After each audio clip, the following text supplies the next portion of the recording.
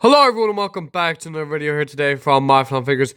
In this video today we're going to be predicting Elimination Chamber, which is taking place tomorrow night in Chicago, the hometown of CM Punk. We're going to be running through the whole show and predicting it right here in today's video. My hype for this show is probably around, I'd probably say about a 3.5 out of 5. Like a 3.5 out of 5.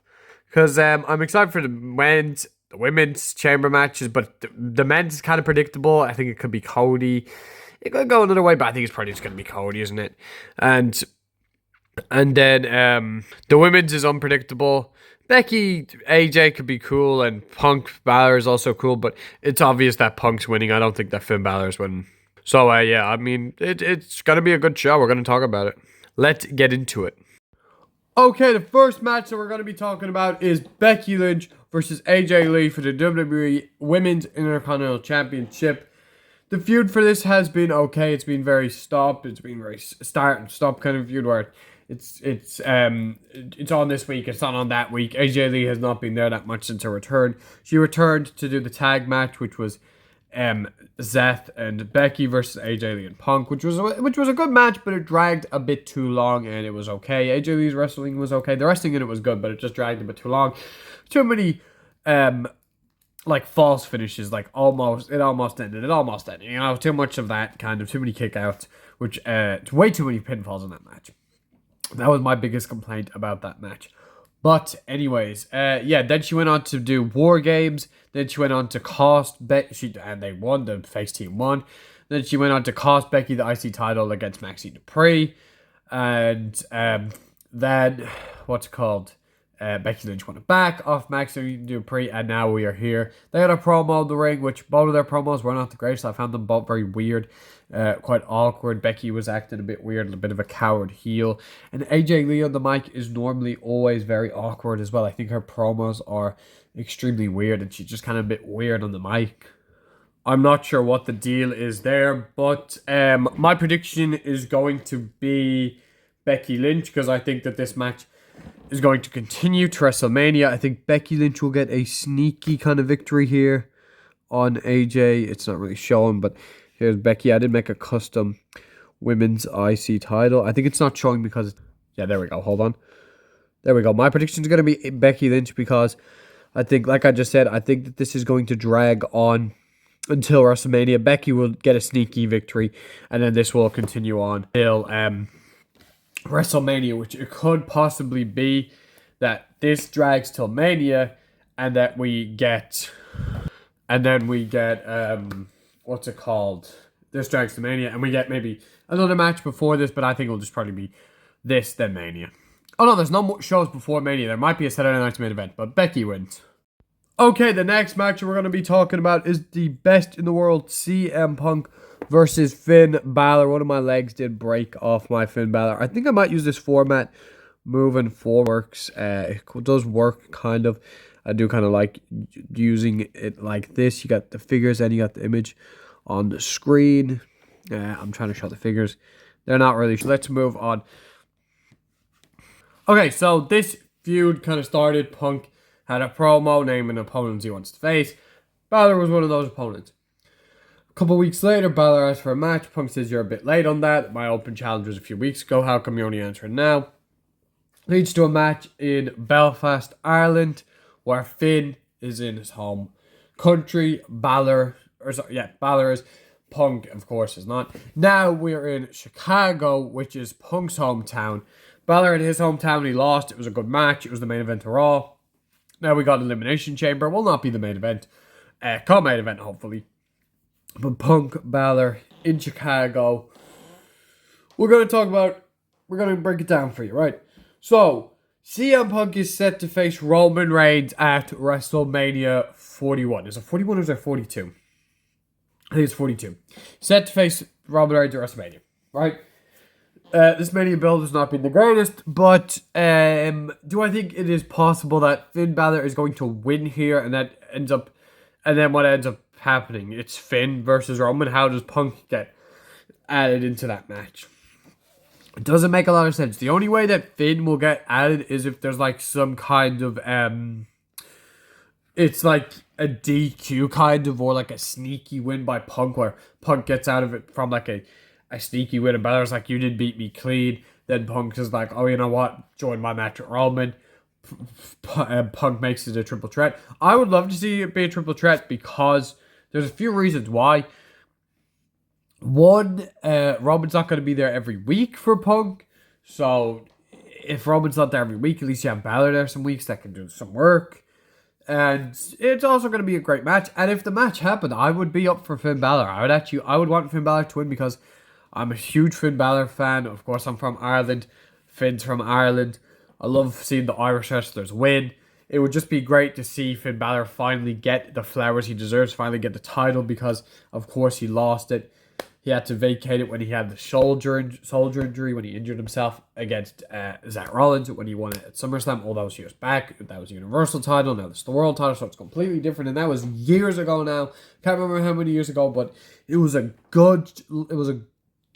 ago now. It was a while ago. Balor is at the end of his career now. I would personally love to see Balor win, but my prediction is going to be CM Punk wins it here. He walks out of the title in Chicago. It would be pretty cool if Balor walks out of the title, because Punk walks out of the title in Ireland, and then Balor walks out of the title in Chicago. That's just a really cool thing that they could do there. But I see CM Punk winning. I just got a CM Punk figure. I love the Chicago Elite CM Punk. It's not focusing on the goddamn figure. Here he is with the world title. Just love this figure. I think it looks sick with this shirt as well. Look how cool that looks. But Chicago Punk decked out. I'll have to use this for the thumbnail because we're just showing it here. But it is going to be Roman Reigns versus CM Punk for the WWE World Heavyweight Championship at WrestleMania. And if this match happens, I don't really mind who wins because I'm a huge fan of both. But I'd say Roman's probably going to win. Okay, it is time to talk about the WWE Women's Elimination Chamber match. Do I think this match is as good as last year's? No, I thought last year's match looked better for the women's and for the men's. I can't remember exactly who was in the women's last year, but I thought it did look better. Anyways, let's predict it. I will go through them one by one and who I think is going to win. We will eliminate them until we get down to the people that I actually think are going to win, basically. Okay, what can I eliminate them with? I'll just use this baseball bat to point at them. Okay, if I do not think they're going to win. First one that I'm going to get rid of is Alexa Bliss. I do not think that she's winning, so we'll cross her out. Next one that I think is not going to win is Asuka. Why in the world would Asuka win? We're crossing out Asuka. It just doesn't make any sense for Asuka to win this, so goodbye Asuka. The next person is Kiana James. They're not giving it to her. It makes no sense anyways. Like, why would Kiana James go on to face Jade Cargill? It's not the biggest match for Mania. It doesn't make a lot of sense. She's not that established as a star yet, so nope. I just don't see it happen. Okay, then we got down to the three that can win it, which is Rhea Ripley, Tiffany Stratton, and I always call her Roxanne. Roxanne Raquel. It's like R&R. Raquel. Okay, so tonight, Rhea, Io, they go up against the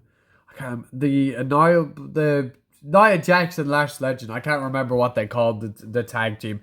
Something the Force. I can't remember their name. It's ridiculous. Whatever Nia Jax's nickname is. Anyways, they go up against them. There's a possibility that they drop the titles to them, and Rhea Ripley goes on to WrestleMania.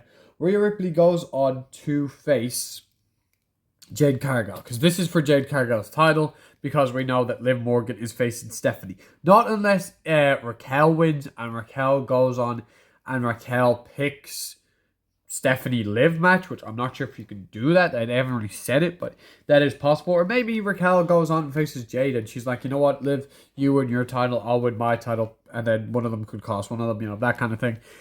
Rhea Ripley has a bet of winning this match, I think, anyways, because it's Rhea Ripley.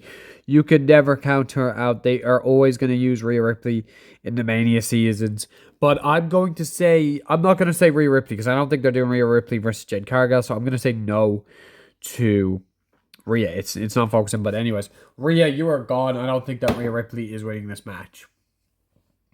Next, we got Tiffany Stratton, who I also don't think is, it's not focusing, goddamn, who I also don't think is winning, because are they really going to run back Jade versus Tiffany again? I mean, it's a bit of a boring, stale match, and what the title goes back on Tiffany. We're just going backwards, so I don't understand why we would actually do that match.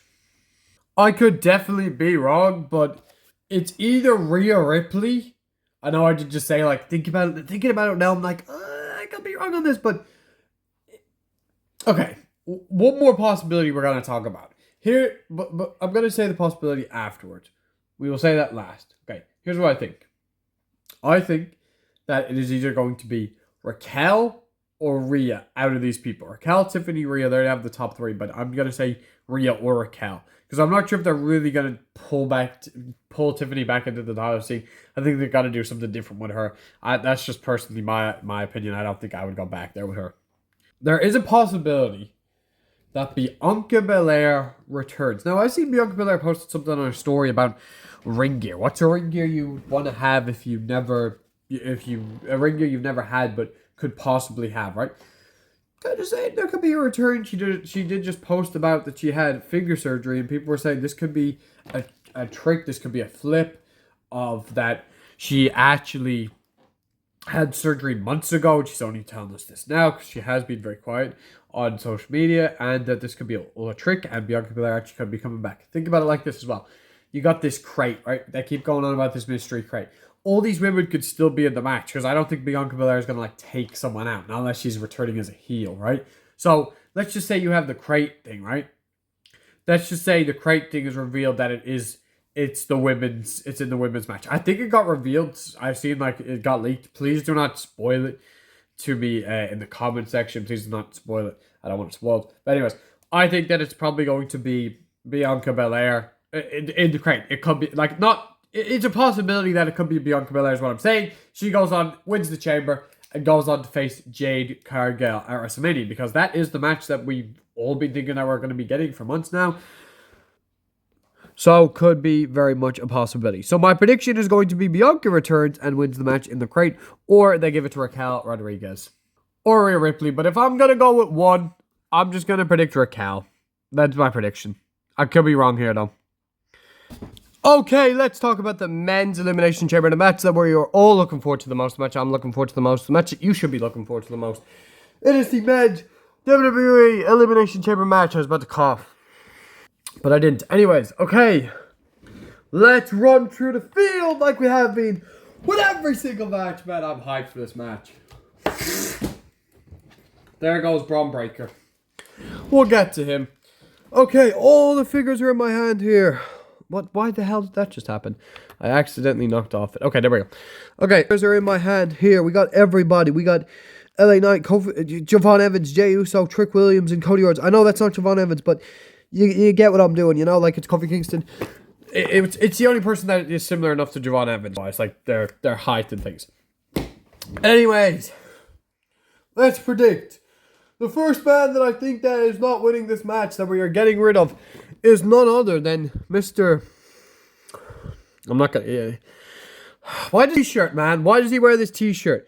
None other than 6'7" Javon Evans. I don't know why that rhymes. I don't know why he even wears a t-shirt that says 6'7" on it. Why? Why is this his merch design? But I don't see Javon Evans winning this match. There is a possibility, right? That Javon Evans maybe gets taken out by the mystery crate guy. Maybe that's a possibility. But anyways, I think that he'll probably just do some fun, high-flying stuff. I don't think that he's going to win the match, so I'm going to get rid of him. Next. He's been an absolute star in the main roster, but I unfortunately do not see Trick Williams winning this match. It is too early for Trick Williams to win this as well. Like, why are we putting Trick on the world title scene right away? I think he should definitely probably get a mid-card first, but unfortunately, I do not see them giving it to Trick. As much as I would love if they gave it to Trick Williams, I don't think it's going to be Trick. But I think Trick's going to do some good stuff in the match, and he will be a star in this match. Mark my words, because Trick Williams has been an absolute star on the main roster so far. Next off, I think he's here to just literally yeet, and he wasn't even meant to be in this match. It was because Bronson Reed was meant to be in the match. Bronson Reed got an injury. It is Jey Uso. Jey Uso's not winning this. Jey Uso is a bloody tag team competitor right now. He has tag titles with Jimmy Uso. He's going to go back to being a tag team, and he will literally yeet in the chamber, and someone will take him out. Probably he'll be yeeting in the chamber, and hopefully he gets hit by the three most destructive letters in all of sports entertainment, RKO, by none other than Randy Orton. Hopefully that happens to him. Okay, then we're left with three. It's perfect. Right here, we are left with LA Knight, Cody Rhodes, and Randy Orton. Those three have the biggest possibility. The other three, nah. Do not see it. Nah, hell no.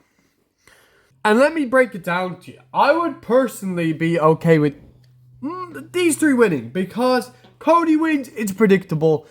Yeah, I'm not like 100%. Yeah, okay, I want Cody to win. Nah. Out of these three, he'd be my least, right? But it makes sense for the story, and I think that Cody Rhodes is better when he is on the chase. When he's on the chase, I think Cody Rhodes is better. When he's on the chase for the title, he's better than when he holds the title. It's been proven that the promos he's been cutting lately, so much better when he's so much better. The work he's been doing has just been so much better when he's not champ. The chase for Cody Rhodes is better. Look at the story he's told with Roman and Rock. It is proven that Cody is better without the title. I'm sorry, I love you, Cody, but your two title reigns were absolutely terrible.